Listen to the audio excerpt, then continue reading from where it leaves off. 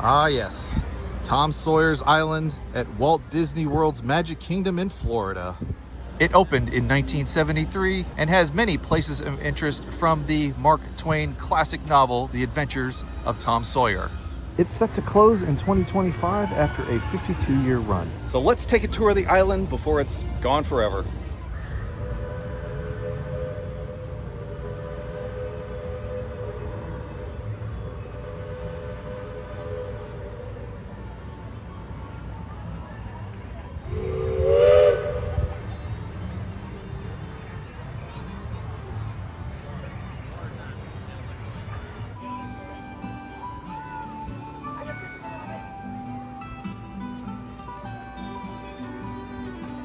Now in the book, Tom, Huck, and his friend Joe all go over to an island called Jackson Island. They wanted to become pirates, but this is more of a stylized version of the town from the book.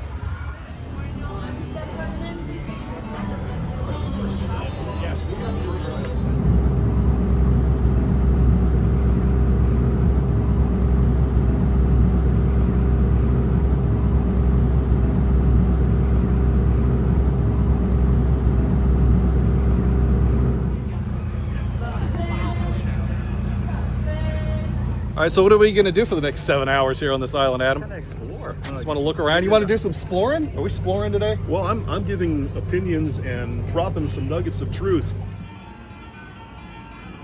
Although my book is intended mainly for the entertainment of boys and girls, I hope it will not be shunned by men and women on that account, for part of my plan has been to try to pleasantly remind adults of what they once were themselves and of how they felt and thought and talked, and what interesting enterprises they sometimes engaged in. And this is Harper's Mill, named after Joe Harper's old man. And the way I understand it, this wheel used to spin to the tune of Disney's 1937 short, The Old Mill. Tom's bosom friend sat next to him, suffering just as Tom had been. The bosom friend was Joe Harper. The two boys were sworn friends all the week and embattled enemies on Saturdays. Oh, I hear a owl hooting up there. There's some gears right there.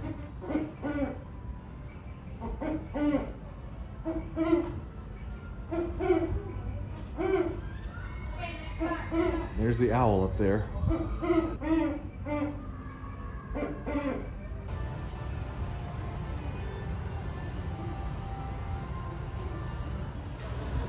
And this would be the fence where Tom would trick his friends into helping him whitewash. Now back in the day, cast members used to leave paintbrushes around, and any guest who found a paintbrush would turn it in for a fast pass. Tom swept his brush daintily back and forth, stepped back to note the effect. Ben, watching every move and getting more and more interested, presently said, "Say Tom, let me whitewash a little." Tom considered. "No, I reckon it wouldn't hardly do, Ben. You see, Aunt Polly's awfully particular about this fence." "Aw, shucks, I'll be just as careful. Say, I'll give you the core of my apple." "No, Ben, now don't. I'm afeard. I'll give you all of it." Tom gave up the brush with reluctance in his face, but alacrity in his heart. And this is Aunt Polly's, made to look after Aunt Polly's house from the book. And this used to be a quick service restaurant here. Unfortunately, there's nothing here anymore. But they'd have like fried chicken and PB&J and lemonade and water and stuff like that here. While Tom was eating his supper and stealing sugar as an opportunity offered, Aunt Polly asked him questions that were full of guile and very deep, for she wanted to trap him into damaging revealments. Like many other simple-hearted souls, it was her pet vanity to believe she was endowed with a talent for dark and mysterious diplomacy, and she loved to contemplate her most transparent devices as marvels of low cunning.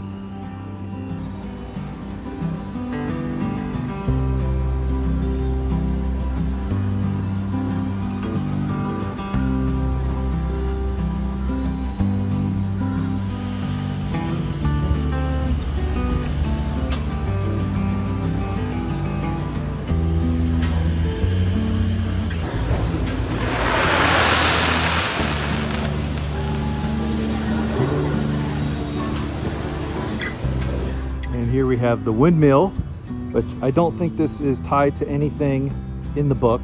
There's no character names associated with this windmill, but it is pretty fantastic.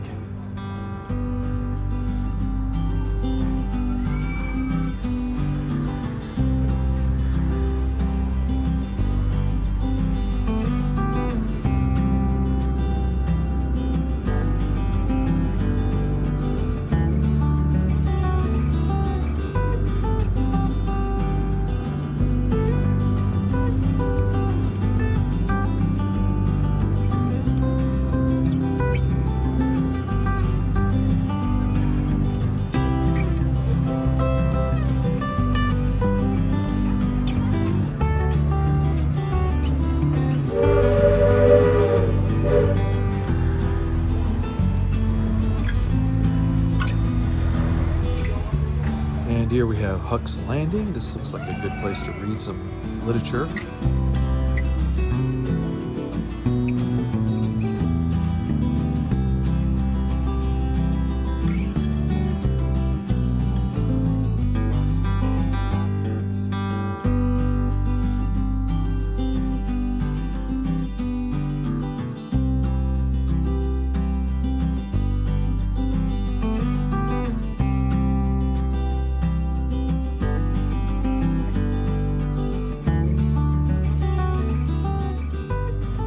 We left the checkers pieces at home. Found like a secret area back here. Of course, this whole island is like a secret area because it's Tom's hidden areas. Keep out. It's the pirate lair.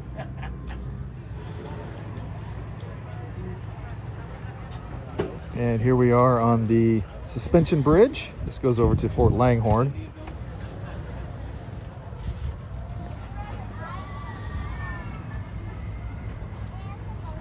This is just gorgeous. It's a little bouncy, huh? Yeah, no, I was just saying. Every time I get on, I always forget that this bridge bounces. Always throws me for a loop. All right, now here we are at Fort Langhorn. This was not in the book, but it is named after Mark Twain's real name, which is Samuel Langhorne Clemens. We have a blacksmith over there. We have the ramparts up there. We have the powder room right there for the ladies. And the public notice restrooms over there, I guess. And over here we have the guardhouse. See if there's anybody in there. Oh, there is somebody in there. Look, he's sleeping. Look at that.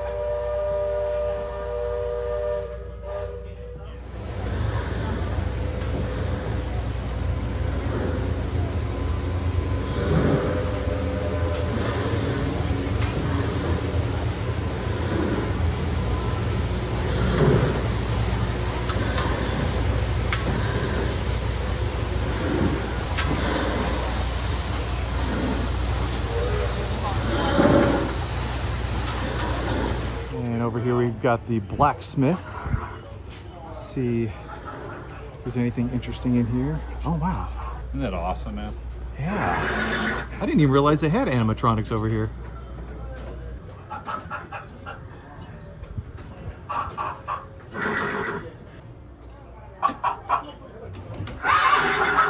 And then they have stairs that can go up and go to the top of the fort. And inside here, we've got a cannon, so we can shoot them river pirates. Use cotton when shooting.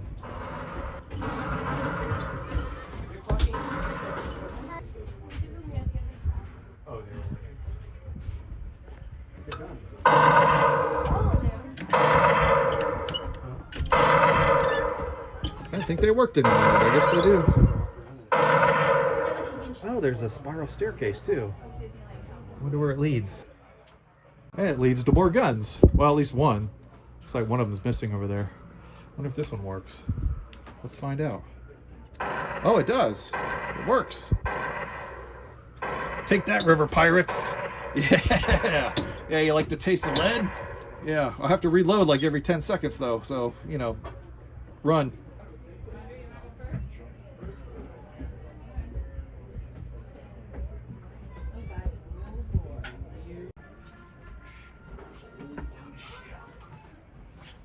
So in each of these little corners here, they've got guns, and they all seem to work, which is nice. This has got the best one though, because you got the cannons over there, and you got the two guns, and you got the guns here, and then you got another gun up in here, right up there.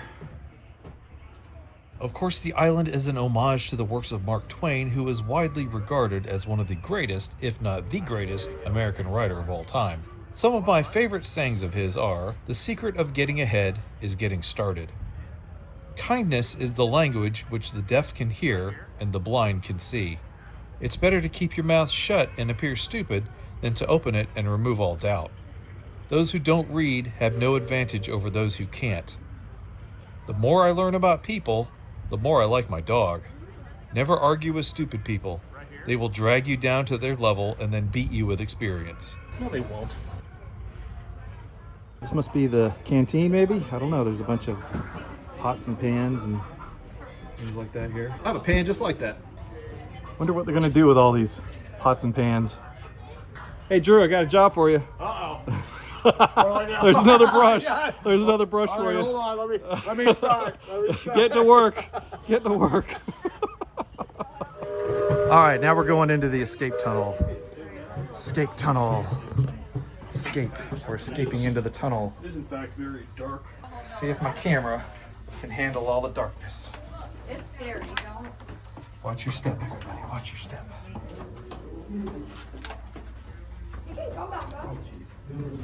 It's very dark. But fortunately, we have a little bit of light here and there. Imagine if these lights weren't working. That would be slightly terrifying. Whoa, here we go. It's pretty narrow in here too. Pretty narrow. This is the escape tunnel for the soldiers of the Fort Langhorn. In case they get overrun, you can always escape out this back tunnel here. Get away. Oh, there's a light at the end of the tunnel. Oh, ow! I just hit myself on a rock there. Oh, we can see outside. Oh, we got a wedge through here. This is very narrow. I'm too big to be going through this narrow tunnel. Here we go. We made it. I think we made it out. We made it to the outside of the tunnel. Woo! Yes, we made it. And then we're off of Fort Langhorn. This way, up these stairs, there's like a kids' play area. I thought this was called Muff Potter's Scavenger Hunt, but apparently it's called Tom Sawyer's Scavenger Fort. So Jackson's Island was chosen. Who were to be the subjects of their piracies was a matter that didn't occur to them. Then they hunted up Huckleberry Finn, and he joined them promptly, for all careers were one to him. He was indifferent. They presently separated to meet at a lonely spot on the riverbank 2 miles above the village at the favorite hour, which was midnight. Each would bring hooks and lines and such provision as he could steal in the most dark and mysterious way, as became outlaws. And up here by the play area is this pond, and that's where the water for the grist mill is fed from. See the pathway all the way around, and it leads over there into the grist mill. Look over at the windmill and the reefer that's happening on Big Corner Mountain Railroad. All right, let's head into the cave.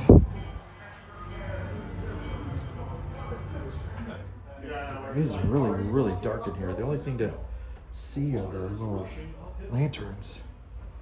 This is more like a mine now than a cave.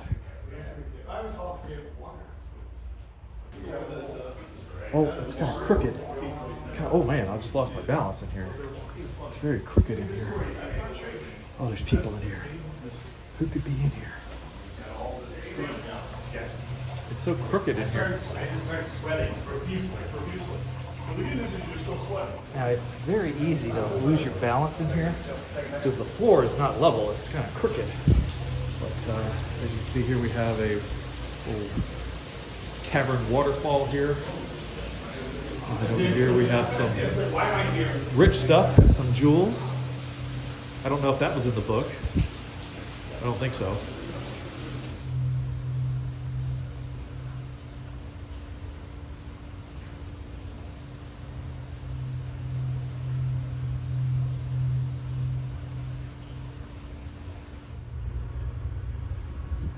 I think we go this way.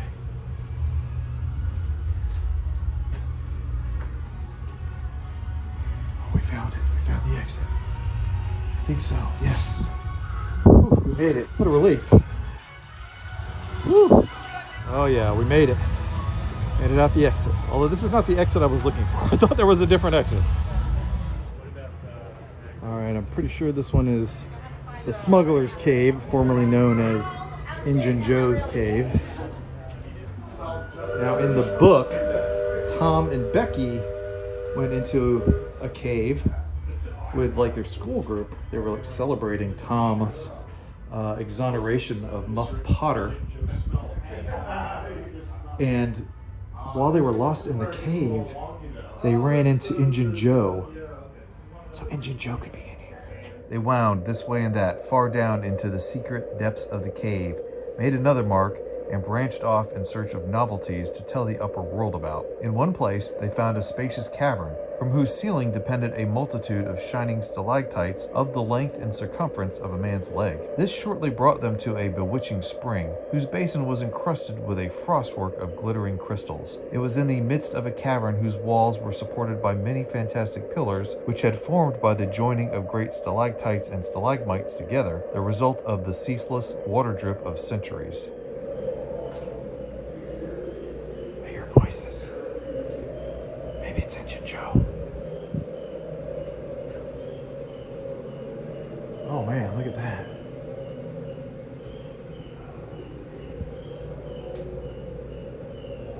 That creepy like face there in the rock work. And another creepy face.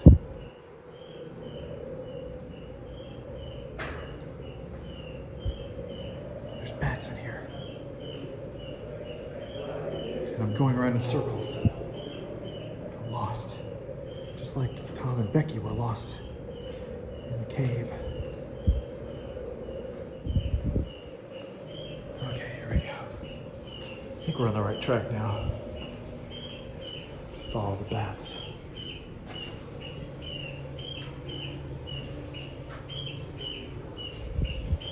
Ooh, there's some air. We must be getting close to the end.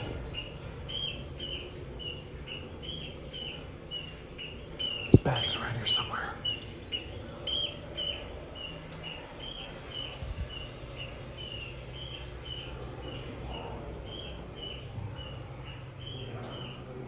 Oh, here's a bridge. Underneath the bridge, we've got some water down there. It's a very scary rickety bridge. Oh, these passages are very narrow through here.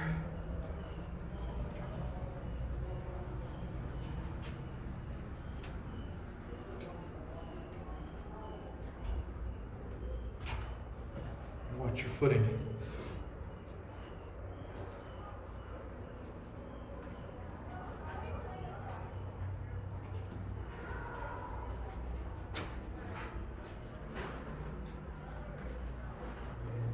Oh, I think we found the exit.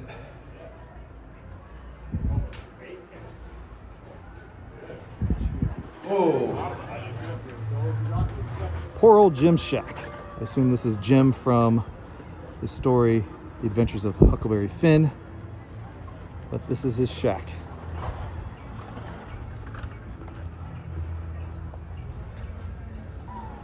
So this is the barrel bridge.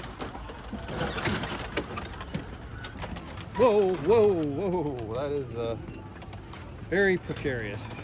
Oh gosh. Oh my gosh. Whoa, yeah. It is a little dicey, yes, that's for sure.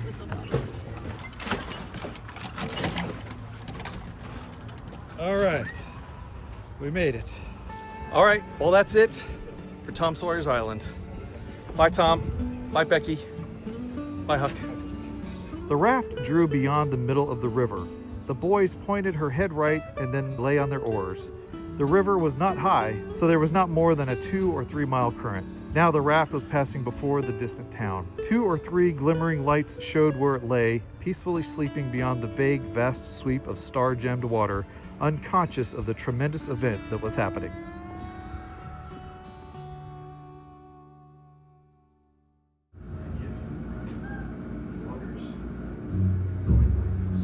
Okay, I will not stop. Oh, there's some creepy impressions on the wall. Jeez. Now I know we're all gonna miss Hickory Switch Hill, but we'll always have boots stomping. I was gonna say something that could have got me in trouble, so I had to bail out on that one real quick. There's a female cardinal right there. Wow. You don't see female ones very often. Oh, she came over here. There she is. Oh, she flew away. You know what's great is the wrinkle on Mark Twain's face goes right through his eyes. So as you're breathing, it looks like he's blinking. And it's really freaking me out. I'll try not to rock you. All right. That should do it. You are a speed reader. Yeah, I read the whole book in 5 minutes. Those are the good parts.